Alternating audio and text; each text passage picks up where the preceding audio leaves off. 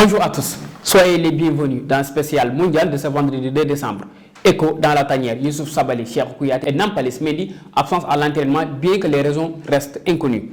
Lors de la séance de préparation des huitièmes de finale contre l'Angleterre, il y a 23 joueurs qui ont travaillé sous les ordres de Aliou Cissé. Cheikh Kouyaté, le milieu de terrain de Nottingham Forest, blessé depuis le premier match de la phase de groupe face à la Hollande, n'est pas une surprise. La commission de discipline de la FIFA vient d'infliger une amende de 6,6 millions de francs CFA à la Fédération sénégalaise de football pour avoir violé l'article 272 du règlement de la Coupe du Monde relatif aux médias et marketing, mais aussi de l'article 853 du règlement. En effet, à la veille du match face à l'Équateur pour le dernier match du pool A, le Sénégal n'avait envoyé que le sélectionneur Aliou Cissé en conférence de presse d'avant-match, alors que le règlement de la Coupe du Monde oblige les équipes à se présenter devant les journalistes avec un joueur en plus de l'entraîneur. Ce manquement au règlement oblige la Fédération sénégalaise de football à payer cette amende infligée par les gendarmes de la FIFA, nous renseigne le communiqué. Nous poursuivons avec les dernières phases de poule de cette Coupe du Monde. À 15h, le Ghana, deuxième avec 3 points,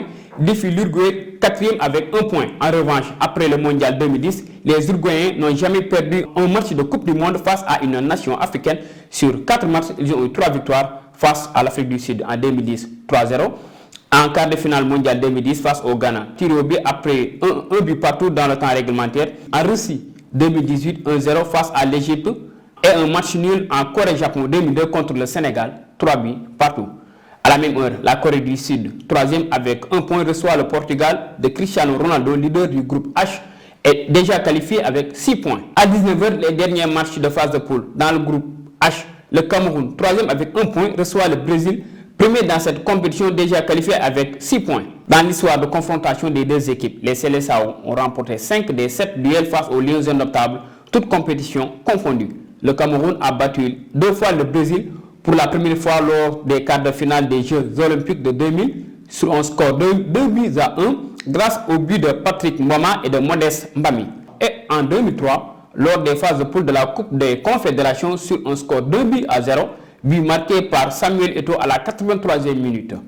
Pour rappel, le Brésil a remporté ses 7 matchs de Coupe du Monde face à des nations africaines en marquant 20 buts et concédant 2. Poursuivons dans la même heure. La Serbie, dernier du classement avec 1 point, affronte la Suisse, deuxième avec 3 points. Revenons sur les résultats d'hier dans le groupe F. Le Maroc et la Croatie se sont qualifiés, la Belgique éliminée. En attendant les autres équipes africaines qui entrent en lice ce vendredi, c'est la deuxième fois que 2 équipes africaines passent les phases de poule de la Coupe du Monde. Le Sénégal et le Maroc succèdent au Nigeria et l'Algérie en 2014. Le Maroc est d'ailleurs la première équipe africaine à finir en tête de son groupe depuis le Nigeria en France 98. L'attaquant de Chelsea, Akib Diaz, a ouvert le score à la 4e minute de jeu, puis à la 23e minute, Youssef El Nesri a doublé la mise sur une passe décisive de Achraf Hakimi.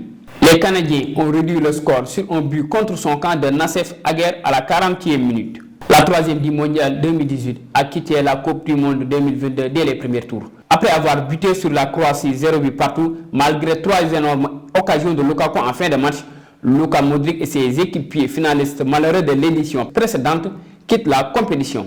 Après la Belgique, une autre grande nation européenne quitte la compétition comme en 2018. La Mannschaft, croisible vainqueur de la Coupe du Monde dans son histoire, est éliminée pour la deuxième fois consécutive. L'Allemagne s'est imposée 4-2 au final contre le Costa Rica, mais elle ne verra pas les huitièmes de finale. Les coéquipiers de Thomas Müller échouent au goal average, largement favorable à l'Espagne qui s'est imposée 7-0 contre le Costa Rica lors de la première journée. C'est l'exploit japonais en battant l'Espagne 2-1 qui a condamné les Allemands. Les Japonais qui terminent la première place du groupe E avec 6 points.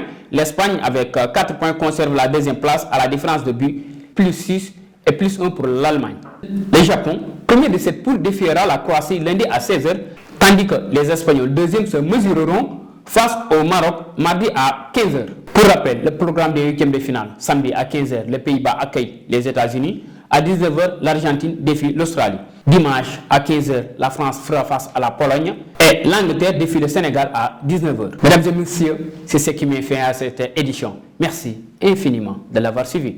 L'information continue sur www.maderpost.com et sur la chaîne YouTube Mader TV, mais aussi sur les applications Télépack et Limex TV.